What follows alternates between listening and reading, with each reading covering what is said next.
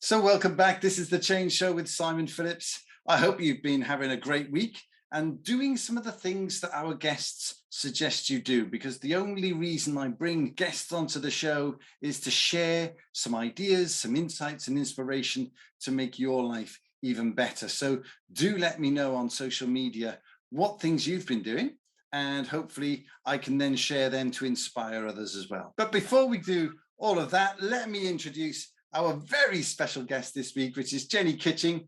Jennie, how are you doing? I'm doing very well, and I'm absolutely delighted to be here. Thank you very much for inviting me. Oh, it's my pleasure.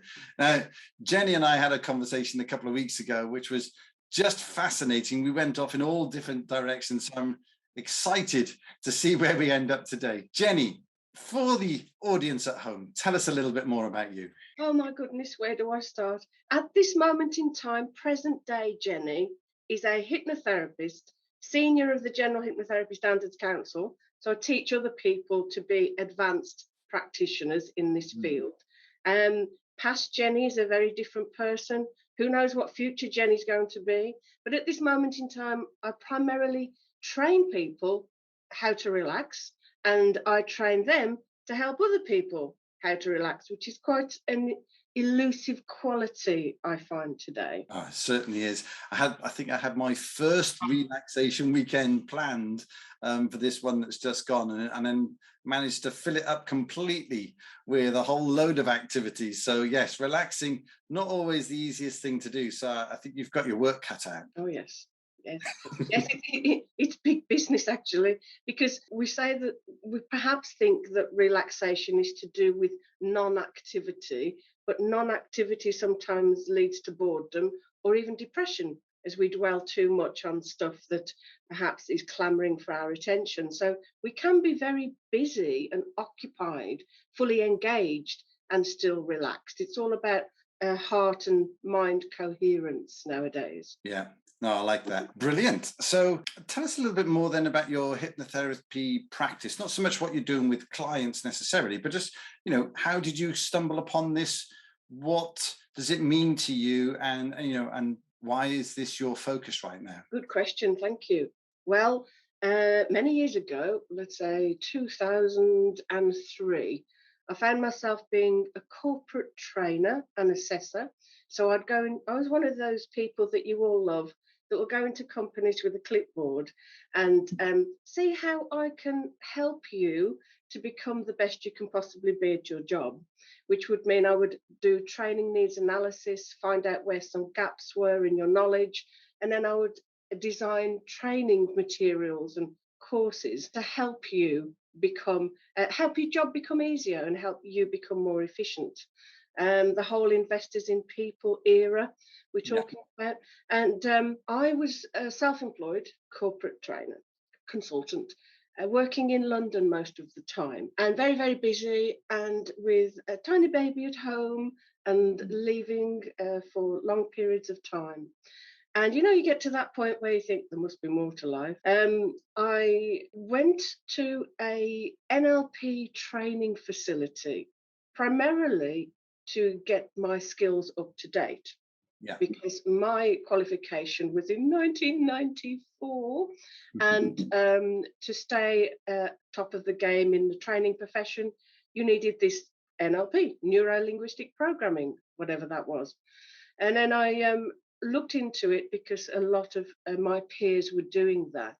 And I thought, I do this anyway. You can't be a good communicator without knowing this sort of stuff. But I wanted the certificate in order to continue to be commercially viable, let's say. I went on the NLP course and it had this hypnotherapy in there, and I didn't understand why. And I thought, well, I'll just sit through that bit, it's part of the course. Well, it did, as they say, change my life, because there were genuine people on the course with genuine problems, and this guy just sorted them within moments. And so, of course, we go through that cynical part where we think that can't possibly be true. They must be stooges. What the hell's going on? So I was then investigating them for for my own interest and realizing this was all genuine. And that when you talk to the unconscious mind, which is responsible for most of our behaviors, Yeah. then you can elicit this profound change very quickly. And so overnight, literally overnight, I opened a practice and became a hypnotherapist, much to the shock of my legal friends. And the sort of the hypnotherapy that you do then, did it start in that space of helping people overcome fears and long-term habits? It started through my fascination with the mind, which I really always have had. The reason why we do certain things and how we are driven. And I don't think you can be a trainer for 20 odd years without knowing that in order to teach people stuff, you need to understand them pretty quickly. And if they don't accept the ideas that you're training them in, whether it's computer stuff or anger management, etc., it's then the fault of you as a communicator rather than the person receiving the information. And so I just reckon we become very good communicators when we're interviewing people and when we're in the professions where it is vital to our commercial success that we communicate effectively. So my interest mostly was about the communication side of things and how to understand the people I was training better and how to impart that information to get over my own stuff, my own prejudices and my own thoughts and feelings as to how I was being received. And then the NLP, which is really what that is that I've just been talking about, kind of is a gateway into communicating with the deeper mind. And I continued, I ran two companies. I opened up my practice. I continued to be a commercial trainer. And then I found this spooky thing, Simon, where people would start to tell me all their problems, even in a corporate environment. Right. So when the delegates had left, the bosses would kind of start to open up to me and tell me things. And I still don't really understand why that is. I just think that I seem to be somebody that people feel comfortable sharing their deeper thoughts with or asking for help. And so my hypnotherapy mainly, which I think I need to explain because everybody's got the wrong idea about it, my therapeutic techniques in talking to the unconscious mind began with struggling professionals within law mostly and finance, and how to help them relax, because when you relax, even if you're in a room full of people, when you're relaxed and you can communicate at your optimum and you can be your authentic self and be comfortable in that, then it's amazing how life becomes easier. Yeah, I like that. And authenticity is something that I talk a lot with my clients about, because in my space, which is all about people becoming change makers, getting out there and making a difference, some people feel compelled to do that almost like for other people's reasons. And actually, it's not motivating enough. It's not authentic. It doesn't convince anyone. And actually, if you can get into that space where you're tuning into what do you authentically want for yourself and for others, then it adds so much more power to it, doesn't it? Well, it's not sustainable being anything other than that. So we can have this kind of temporary guise or mask. And some of the biggest players in the corporate world will be in a corporation for 3 or 4 months, turn it around, be full of energy and, get people motivated, etc. But there's a reason why they're only there for 3 or 4 months before they go into the next situation, because there's a level beyond which we cannot miscreate, is the kind of spiritual adage here, in that we can, like being on a diet, we can do it for a certain amount of time. We can force ourselves into this alternate persona, which we think is necessary to the environment in which we find ourselves, that we will always return to type. And if we're not comfortable with that kind of temporary persona or that work face that we're showing to everybody else, or we're a different person in our private life. And people in the acting game and in the entertainment industry are prime candidates of this, as I've found. They feel like they're the whole imposter syndrome. They feel like they're not being acknowledged for their true selves. And so that's really where the problems at an identity level come in. We're having a lot of problems now with people not really being at ease with who they're perceived to be. Okay. That's where the stress is. Yeah. And you used a phrase that I've used lots of times, which is returning to type. In your work as a hypnotherapist, working with the subconscious, are you helping people to shape a new type or just embrace who they are? Certainly to embrace who you are. However, deep breath, not many people really know who they are at that kind of soul type level. We teach the Enneagram, which is what all the Myers-Briggs and all of the psychometric testing and the personality profiling that came into awareness in the corporate world, let's say around the time of the Investors in People thing. We gave people questionnaires that they had to answer very quickly, and then there'd be the same question presented in slightly different ways. So we'd catch people out if they're trying to pretend to be the perfect person for the job, you know. And we did this because in certain environments, we would know, even if you were very proficient and academically qualified in this particular role that we wanted you in that particular company, if you weren't going to get on with the people in your team, we know that whilst we might deny it, our emotional state and how we get along with other people can really threaten the efficiency of a business.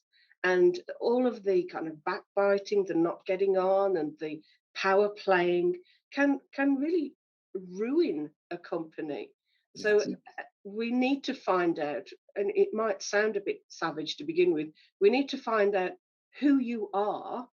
You need to accept who you are, play to your strengths, recognize your weaknesses, and engage in support so that we can all recognize that we might not be the perfect person for that role, but there are strengths that we can bring to the team. And in our times of weakness, we need some support so that we can be the best we can be as much as possible. Do you know what I mean? Definitely. So I'm anticipating you've seen a huge range of people with different challenges over the years. Is there a story or an example that always makes you smile? I do have quite a few, actually. I'm searching for the one that would make the best story right now. Oh, well, one that you may not associate really with hypnotherapy. Again, it was a corporate gig in London, Office of the Rail Regulator, actually. And there was a lady there that wanted desperately to scuba dive. Okay.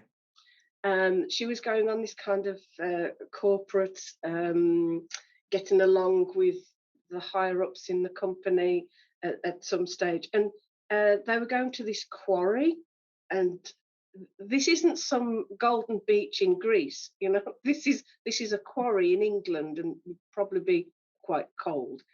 But this was a lady that couldn't even splash water on her face. Always using, you know, the products with the cotton wool, etc. And she didn't know where the fear came from. And it was one of these things that she would never have typically come for therapy. You know, lots of corporate people don't. But in conversation, it came out that she didn't want to admit how terrified she was of water. And she'd signed up for this scuba diving experience. And I just took her to one side with her willingness, of course, always with the willingness. Yeah. People will only kind of, in that environment, I find, will only engage with the process if the situation is bad enough. Usually, like with smoking, they've tried everything else on the list. We're the last resort. We're the Obi-Wan Kenobi moment, you know. So she took her to one side into a little meeting room, and honestly, within 10 minutes, this fear was gone. And it's fear that ruins everything, Simon. You know, that's when we blag things, and we experience all sorts of internal stress because we're giving out a confidence that isn't rightly ours.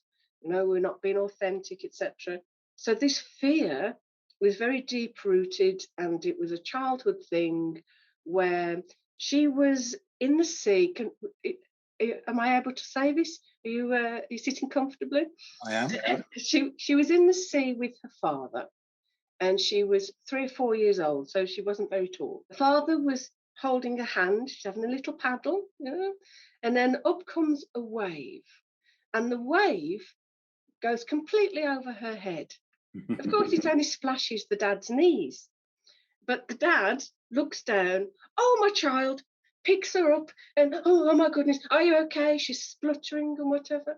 At that point in time, with many phobias, the unconscious says to you, to your conscious mind, I vow forevermore to protect you from this scary thing, so that you will never, ever feel that way again. So her unconscious, we call it the veil. It puts up a veil between conscious and unconscious process, so you don't even know why you're scared. Okay. Yeah. So if you can talk to the unconscious mind, and the client can realize, as this lady did, oh, if that happened to me now, it would just splash over my knees. I'm all grown up now, and I can go scuba diving. And she's left a review on my YouTube channel because it was so incredulous. She went to this thing and she was just marvelous. Everybody thought she was wonderful, no fear whatsoever. Brilliant. I still don't think I would like to go scuba diving in a quarry in England.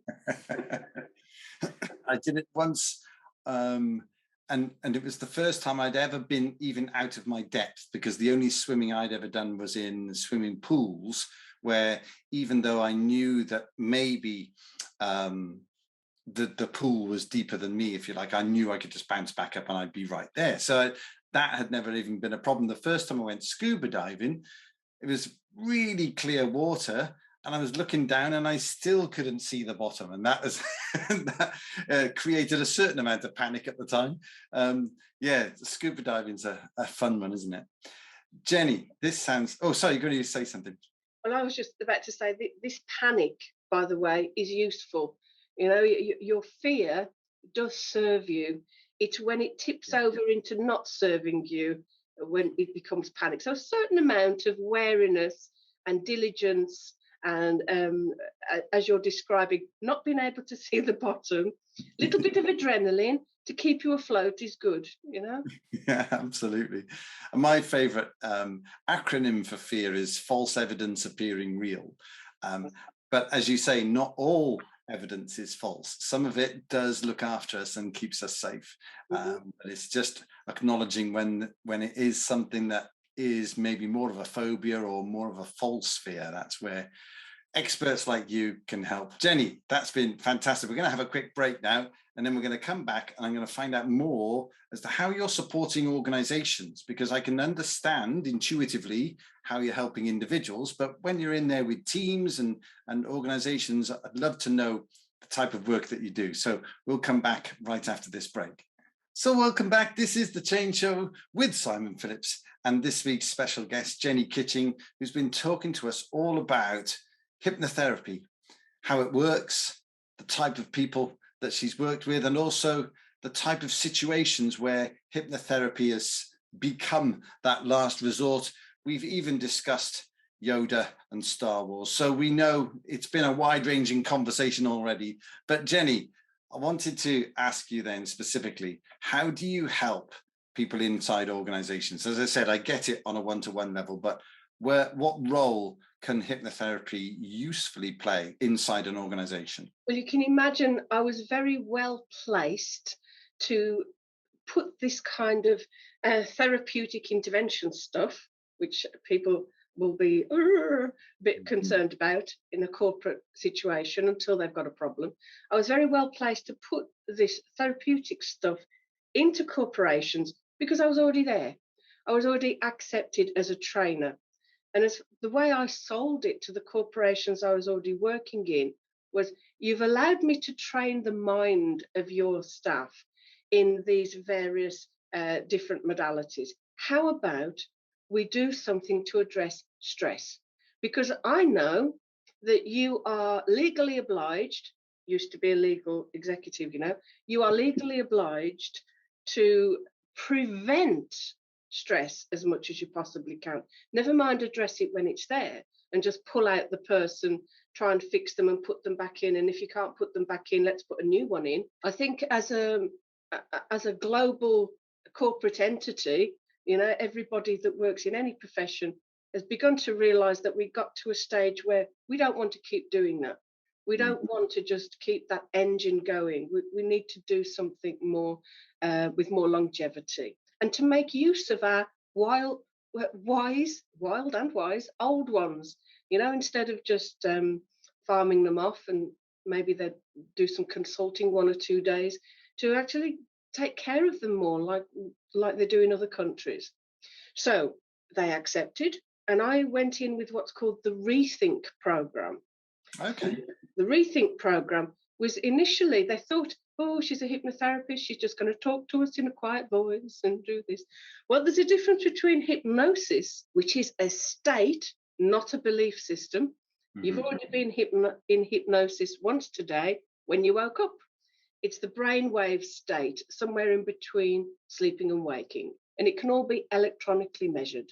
So once you're in this kind of state of hypnosis, once you're feeling kind of relaxed and calm, yet still active, because hypnosis is a relaxed, focused state of concentration. Lots of people look relaxed, but their mind are going 10 to the dozen. You can't fool me. You might have your eyes closed, but I know you're not really relaxed. So the first thing I would do is some fun exercises to see how relaxed you can be. And the way I used to do these things, Simon, was I would ask the corporation or the company I was in, please do not tell me the hierarchy. Please do not tell me who is more superior to others. And I want to mix, please. And one of the first things I'd do, for example, is ask everybody to take off their watches, obviously no mobile phones. I want you to please sit down, yes, and stand up when you think a minute has passed. Now, I could tell quite often the pecking order by whoever stood up first, and then if other people thought, oh, must have been a minute, was I counting right? Did I say 1 Mississippi, 2 Mississippi? What tactics did everybody employ in their own mind to try and gauge when 1 minute was up? Mm-hmm. And how were they influenced by the first person that stood up? And are they a bit of a rebel and are going to sit there for 2 or 3 minutes? So these little fun exercises to begin with made people realize that there's no wrong or right here. There is just you and your own sense of self and your engagement with others. So that's one of the little techniques we'd start with. Then I would ask people to get as relaxed as they possibly can be. So just sit back and relax. And then can we have a volunteer who thinks they're the one that is the most relaxed? And of course, relaxation is the absence of effort. And so the ones that were really trying because they wanted to be the best in the group were obviously the ones that weren't relaxed. Mm-hmm. So I would then, as I make it easy for you, just relax an arm. Like when you're in bed at night, just send an arm to sleep. Let's say your left arm. So to kind of explain hypnosis and hypnotherapy, which is where you introduce some therapeutic intervention within the hypnotic state, that's what hypnotherapy is. In order for that to put over my point, I would then go to the person who was the most relaxed and pick up their arm. And they go, oh, or it would either be stiff as a board, which would mean that it's not relaxed at all, or it would be floppy. And if it was floppy and went down like a wet piece of spaghetti, then I think, oh, you're doing that very well. Yeah. So I'd kind of engage with this competitive aspect within all of us that let's see how well you can relax. Switch off the muscles from the shoulders here. Let's realize how our shoulders rise during the day. So I'm not just telling you, and with the greatest respect to everybody else that is in this similar line with their stress management and relaxation workshops, etc. Your body has to tell me you're relaxed. I'm not going to rely on your mind or your words telling me. I can tell by your physicality. I'm a Paul Ekman trained professional as well in micro expressions. I can tell by how you hold your face, because there are muscles in the face that you cannot fire off consciously. Your unconscious will always give you away. And I do this because I want to help you recognize how much more relaxed and authentic you can be and still be accepted within the company. And sometimes you're more creative within that role and more respected. You know, when the creativity is activated, which is in the unconscious mind, it's a very powerful tool, your unconscious. And those people that think outside the box, etc., and those people that have those magical ideas in how to change and improve the company are being more revered now, rather than those who've worked for 38 years in the same role and are now perturbed that they've played by the rules and yet they're not getting promoted, you know. So I help people become relaxed, more creative, get that passion flowing again, and dare I say, to enjoy life more. That's what it's all about. I was just going to say, so creativity and that passion for life, what are the key benefits do your clients get from, if they've had a positive response to the hypnotherapy? Well, it's fear, the absence of fear, and the engagement with that part of us that was putting all the attention into how we're appearing, whether we're doing things right, or all that conscious activity. Did you know it's far more easier for me to hypnotize someone in a law firm or an accountancy firm, KPMG, big one of mine? It's much easier for me to hypnotize them because all of their conscious activity is being focused elsewhere. And so it's easier to go under the radar into the unconscious mind when the conscious mind is kind of focused in other areas. The unconscious is screaming for relief. We've been bombarded continually by information, not just from work, but walking down the street, going into a supermarket, trying to be persuaded to buy more than we can afford.